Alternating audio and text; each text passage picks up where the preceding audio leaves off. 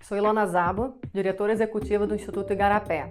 Eu fui coordenadora da Comissão Global de Políticas sobre Drogas e também do secretariado da Comissão Latino-Americana sobre Drogas e Democracia. Participei como corroteirista e pesquisadora do documentário Quebrando o Tabu e recentemente lancei um livro chamado Drogas, as histórias que não te contaram, com a jornalista Isabel Clemente. Estou aqui hoje para falar com vocês sobre políticas de drogas.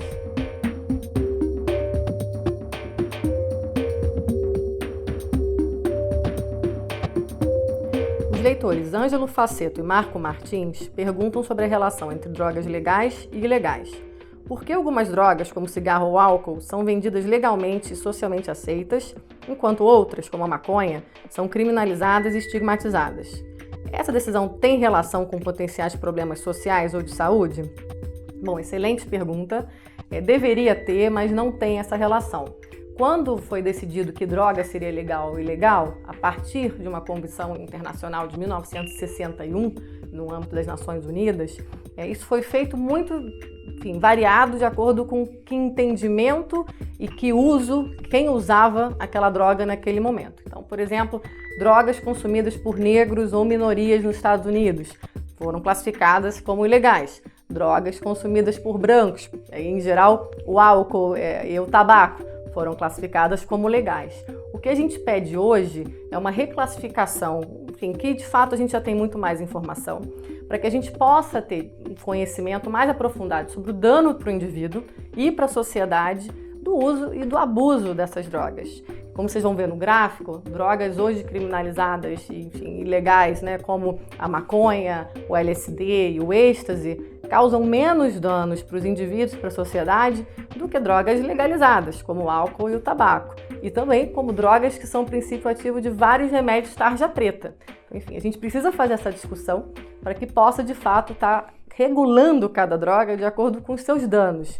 E a gente não acha que a proibição é o melhor caminho. Então a gente tem aí uma escala que a gente vai poder estar mostrando sobre justamente como a gente faz essa regulação.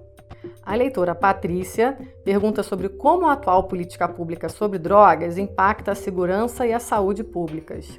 Já o leitor Marco Antônio Costa pergunta por que é tão comum que usuários neguem sua parcela de responsabilidade se são responsáveis por financiar o tráfico de drogas. Então, a primeira questão da Patrícia é fundamental a gente olhar, de fato, como isso impacta, porque não são as drogas em si que estão gerando e causando tanta violência, corrupção, prisões e mortes. Mas foi sim, na verdade, a maneira com que a gente resolveu lidar com elas. Então, as políticas de drogas hoje, e eu falo isso com muita tranquilidade, elas causam mais danos a quem consome e à sociedade do que o consumo de drogas em si. Então, o impacto a gente tem tanto no número de mortes, porque a gente aceita que se mate em nome de guerra às drogas, quanto no número de presos. A gente tem aí quase 1/3 da nossa população carcerária masculina presa por tráfico de drogas e 3/4 da população carcerária feminina presa por tráfico de drogas. E não são aí traficantes criminosos, em sua maioria, no sentido de violentos, das pessoas que matam, das pessoas que a gente tem medo. Muitos deles são pessoas dessa base da cadeia produtiva que produzem, transportam ou vendem pequenas quantidades sem violência. Pessoas que poderiam estar respondendo aí o processo alternativas penais em liberdade. E, na verdade, com essa política, a gente não está ajudando no lado da saúde as pessoas que de fato precisam de ajuda, que são as pessoas que fazem um uso abusivo das drogas. Então, a gente não investe em tratamentos de qualidade que possa estar atendendo a demanda diferenciada de cada indivíduo, porque a gente não tem um tipo de tratamento que vai atender a todas as pessoas, porque a causa da dependência e as motivações do abuso de drogas, ela é diferente de cada um para cada um, mas é possível. Se a gente conseguisse transferir boa parte dos recursos que hoje a gente usa para enxugar o gelo na área de justiça criminal, a gente poderia ter um programa de saúde muito mais adequado, que tivesse prevenção, redução de danos e tratamento adequado, com qualidade que pudesse estar respondendo às demandas individuais. Seria melhor para nós, para as famílias, para as pessoas que usam, que não usam, que gostam, que não gostam. Então, conseguir tirar o consumo de drogas da esfera criminal é um grande passo, que a gente acha que não é tão grande, mas é um grande passo na busca de políticas de drogas mais humanas e eficientes. Já a pergunta do Marco é uma pergunta difícil de responder nessa ótica, porque nesse momento, a gente ficar escolhendo quem são os culpados, a gente não olha para a solução. Se a gente olha a história da humanidade, a gente vê que sempre a humanidade fez uso de drogas. E principalmente se a relação com a legalidade ou ilegalidade das drogas não é clara com as evidências científicas que apoiam essa legalidade ou ilegalidade, por que dizer que as pessoas que resolvem fazer um consumo de uma droga ilícita são criminosas e outras que usam drogas lícitas, com talvez maior potencial de dano, não são criminosas? Então é uma questão de paradigma, mas que nós fomos treinados a ter preconceitos e a ter olhares um pouco distorcidos. Então o que a gente propõe? Olhar a evidência sobre esse assunto, olhar por que a gente está falando que uma droga é legal e outra é ilegal e de fato avaliar, um alcoólatra é criminoso? Não. Por que uma pessoa dependente de cocaína, de crack, de maconha é criminosa? Enfim, acho que é uma pergunta que a gente tem que se colocar. A meu ver, o que eu prefiro é sempre buscar quais são as soluções para todos, incluindo as pessoas que usam ou abusam na discussão, do que ficar buscando os culpados. Porque essa busca pelos culpados nos trouxe onde a gente está hoje, que é uma guerra onde perdemos todos. Os leitores Anderson Peixoto, Arthur Wilson, Carlos Benevides, Miguel Aurélio e Patrícia Stroer perguntam sobre diferentes aspectos da possível descriminalização de drogas, em especial sobre a maconha. O que as experiências de outros países com legalização e proibição de drogas leves mostram? É viável? Bom, é viável. E aí eu queria começar só diferenciando esses termos. Quando a gente está falando sobre descriminalização de drogas no Brasil, em geral, a gente está falando sobre o uso, que é tirar o uso de drogas, e tecnicamente a gente diz o porte para consumo de drogas, porque é isso que está criminalizado na lei, da esfera criminal. Isso está em jogo no Supremo Tribunal Federal. 3 votos favoráveis para que tire-se o porte de drogas da esfera criminal, mas foi suspenso e agora o processo está na mão do novo ministro Alexandre de Moraes. Espero que ele coloque em breve para votação. Então isso é descriminalização. Quando a gente fala em legalização e regulação, legalização é um passo necessário para que se possa regular a cadeia de produção, venda e consumo de drogas como um todo, que também é viável, já tem outros países, enfim, estados americanos fazendo. O que aconteceu no mundo em um caso e outro? Descriminalizar o consumo, a gente já tem experiência em mais de 30 países do mundo. O grande medo, que era aumentar o consumo, dar acesso mais fácil às crianças e adolescentes, isso não aconteceu. Então a gente pode ficar mais tranquilo em dizer que as evidências, as avaliações dizem o contrário. Menos jovens e adolescentes ficaram consumindo maconha nesses países. O grande exemplo é Portugal, mas a gente acompanhou isso em vários outros da Europa, mas a gente não sabe que no nosso quintal aqui na América do Sul, quase nenhum país criminaliza o uso de drogas. O Brasil está na lanterna, junto com Guiana, Suriname. Os outros aqui, já de uma forma ou outra, tiraram o consumo da esfera criminal. Quando a gente fala em regulação, são experiências mais recentes. E aí temos o estado do Colorado, o Uruguai, outros estados americanos, vamos ter o Canadá. E tem uma semi-regulação na Holanda, porque a gente tem lá nos coffee shops a porta dos fundos, que até então era ilegal, mas agora eles conseguiram uma autorização para produzir, mas muito recentemente, então isso não está acontecendo ainda. Então eles compravam ilegal e vendiam legalmente, né? Vai entender. E os holandeses falavam, isso pelo menos resolve uma parte do problema, já que as convenções não me deixam resolver o problema todo. Né? Em regulação, a gente tem os dados do Colorado, que também mostram, na verdade, que não houve aumento de consumo nos níveis aí que a gente tem muita preocupação entre jovens e adolescentes. E por que a gente tem essa preocupação? E tem que ter, tá?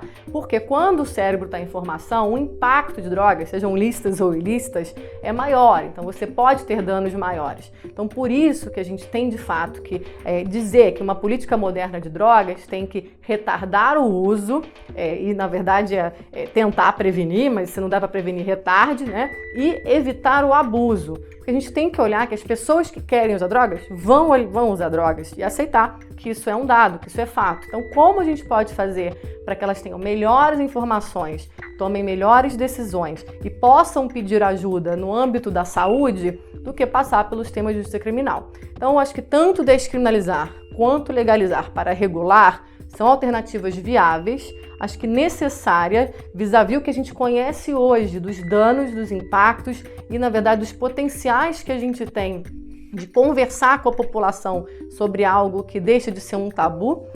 Eu acredito que os nossos filhos, nossas crianças, nossos adolescentes e jovens estão mais bem protegidos se a gente regula as chamadas drogas leves, que a gente tem mais conhecimento, que tem o menor poder de dependência e que também a gente já sabe que tem um maior número de consumidores que entram em contato com o mercado negro. Se a gente trata isso sob a égide da lei, da luz, onde a gente tem informação, tem prevenção, a gente vai estar muito melhor do que se a gente continua aí na proibição, achando que as mesmas pessoas que vão estar usando não têm acesso. Elas têm acesso. As drogas já estão na rua. Então, acho que é muito melhor a gente pensar em políticas mais pragmáticas e que ainda possam ter retorno. Os países que regularam as drogas arrecadaram muitos impostos e podem estar investindo, por exemplo, no Colorado, investem direto em educação. As escolas do estado estão sorrindo, felizes da vida, super bem equipadas e podendo aí trabalhar a prevenção. Tanto que não houve nenhum impacto, nenhuma explosão em consumo adolescente, como era o grande medo. Quais seriam as consequências a curto, médio e longo prazo no Brasil? Bom, quando a gente fala da maconha, quer dizer, muita gente fala, mas isso já está legalizado, porque isso já é usado. Mas enfim, é usado da pior maneira possível. O que acontece hoje? Hoje a gente tem um mercado onde não tem controle de qualidade, onde não tem controle de idade, onde a gente não sabe exatamente que substâncias, onde são consumidas, enfim, que danos causam, porque elas estão misturadas. E está na mão do crime organizado, quer dizer, de pessoas que de fato não estão preocupadas com a minha ou com a sua saúde, segurança, bem-estar. Quando a gente coloca um produto, tira ele da ilegalidade e coloca na legalidade, os controles podem ser muito melhores. Não que vai ser perfeito, nada é perfeito e a sociedade sabe, tem álcool adulterado, tem tabaco adulterado, mas as pessoas vão ter uma opção de estar buscando informação e, de fato, ter um controle muito melhor de quem usa, como usa, onde usa, quanto usa. A gente pode estar controlando melhor os abusos e estar encaminhando as pessoas para onde elas deveriam ir se precisassem de ajuda. Então, de fato, no curto prazo, ajudaria muito a focar toda a agenda de uma polícia que hoje vai perseguir também consumidores para focar em crimes violentos. Isso seria fantástico num país onde a gente não tem nem 10% dos homicídios sendo esclarecidos. Uma pesquisa no Rio mostra que no ano passado, no estado inteiro, 11 mil pessoas foram apreendidas por consumo de drogas e 12 mil pessoas por tráfico de drogas. Essa distinção também é muito complicada de ser feita. Quem decide é o policial na ponta, sem nenhum critério objetivo. Então a gente também defende que, além de tirar o consumo da esfera criminal, a gente possa estar definindo critérios objetivos de quantidade. Não quer dizer que é o único critério, mas quer dizer que passa a ser um indicativo objetivo de padrão de uso no Brasil, para que, de fato, o policial também possa estar fazendo um trabalho mais embasado em evidências científicas. Se não tiver nenhum outro indício, não está com arma, não tem ficha suja, não estava com balança, etc., é consumidor até que se prove o contrário. Aí a gente respeita a lei, porque a lei de drogas no Brasil você é culpado até que cumpra, na verdade é que prove o contrário. E a gente está querendo que você é inocente até que a justiça prove o contrário. E inverter um pouco esse paradigma. Então, no curto prazo, a gente poderia estar ajudando uma polícia a estar fazendo o trabalho que nos favorece, que é focando na criminalidade violenta, focando nas pessoas que deveriam estar de fato atrás das grades. E também ajudando as pessoas que precisam de ajuda médica a ser encaminhadas para o lugar certo. No médio e longo prazo, acho que a gente poderia estar pensando em arrecadação de impostos para melhorar não só prevenção, redução de danos e tratamentos dessas pessoas que precisam, enfim, e em relação à maconha, a dependência fica aí na casa dos 10%, a possibilidade de dependência. Então, 90% das pessoas que usam nunca vão ter um comportamento abusivo com a maconha. Então, enfim, tem a política pública para os 90% e tem a política pública para 10%. Então, como é que a gente olha isso de uma forma mais inteligente, A gente poderia estar também arrecadando esses impostos, investindo nesses tratamentos para quem precisa, investindo em escola. A gente poderia estar dando o direcionamento que a sociedade achasse mais relevante. A meu ver, sempre educação, segurança e saúde primeiro lugar, principalmente no nosso país que está com problema nas 3 áreas.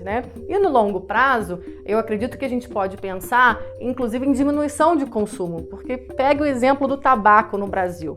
As campanhas de educação, as restrições de locais de uso, a desglamorização do consumo consumo geraram uma redução impressionante nos últimos anos. Então a gente pode imaginar que políticas públicas orientadas de fato para proteger a saúde das pessoas podem ter um resultado muito eficaz e não precisa estar num falso tabu que é a proibição, porque a proibição ela não é de fato implementável.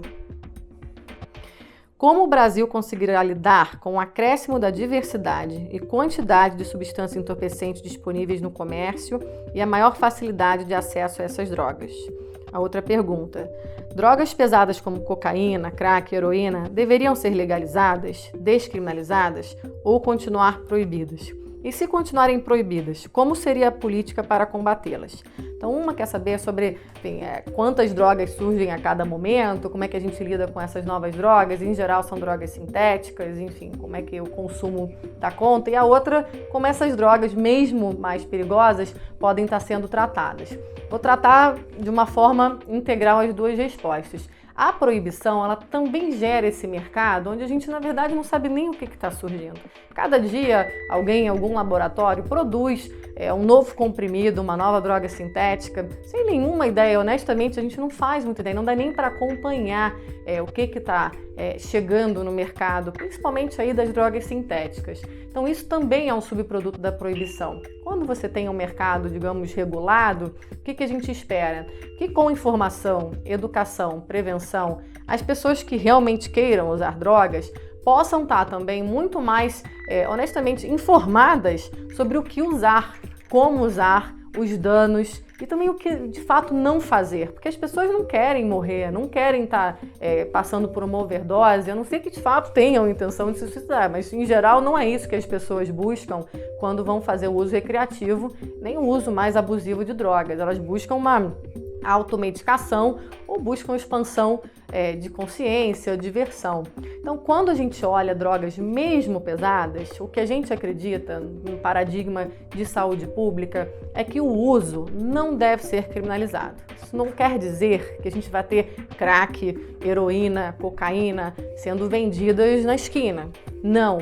Mas a gente viu que há maneiras de ter um uso médico, ou pelo menos o uso controlado em espaços seguros por pessoas que de fato estejam dependentes. Explico.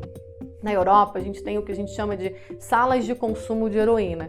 Não é só lá, tem no Canadá também. Em geral, são 12 países hoje que tem esse dispositivo. E as pessoas podem entrar nessa sala e usar a sua heroína, ou usar uma heroína que é dada pelo governo, com padrões médicos, ou ainda se submeter a tratamento de substituição de heroína.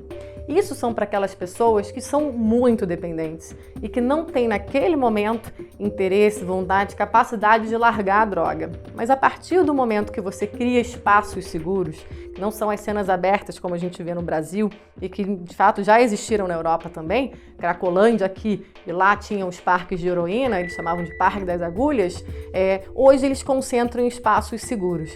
E isso diminuiu muito o número de dependentes e ajudou que muitas dessas pessoas pudessem estar saindo de drogas mais perigosas e passando, às vezes saindo do consumo como um todo e às vezes consumindo drogas menos perigosas. Então, para a nossa concepção, e o gráfico vai mostrar para vocês, a gente vê que o primeiro momento de uma política de drogas deveria ser tirar o uso da esfera criminal e ter políticas de redução de danos que possam estar melhorando a saúde daquela pessoa que está usando a droga e também os danos imediatos de um consumo abusivo, que pode envolver furto, pode envolver transmissão de doenças contagiosas, enfim, por objetos que se use para usar a droga, seja seringa, seja cachimbo, seja sexo sem camisinha. Então, essa política de redução de danos estaria ali na primeira, como se fosse a primeira parte dessa cadeia de regulação. E com drogas que a gente sabe causam menos danos, você pode pensar em uma regulação mais estrita de drogas perigosas, enfim.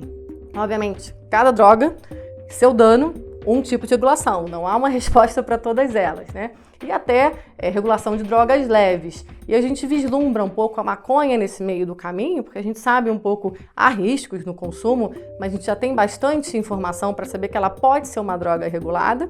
E uma regulação leve seria uma regulação de drogas como hoje a gente já tem, o tabaco, o álcool, mas que, enfim, também podemos melhorar alguns aspectos dessa regulação. Enfim, tentar sempre diminuir ao máximo o uso abusivo e esses comportamentos que a gente não gosta de ver na sociedade. Mas com informação e com prevenção bem feita, isso é possível. Com a proibição, honestamente, não é possível. Porque além da gente não ter acesso aos dados, a gente mente também para a juventude. E elas passam a não acreditar, e os jovens passam a não acreditar no que a gente fala para eles. Enfim, aí complica.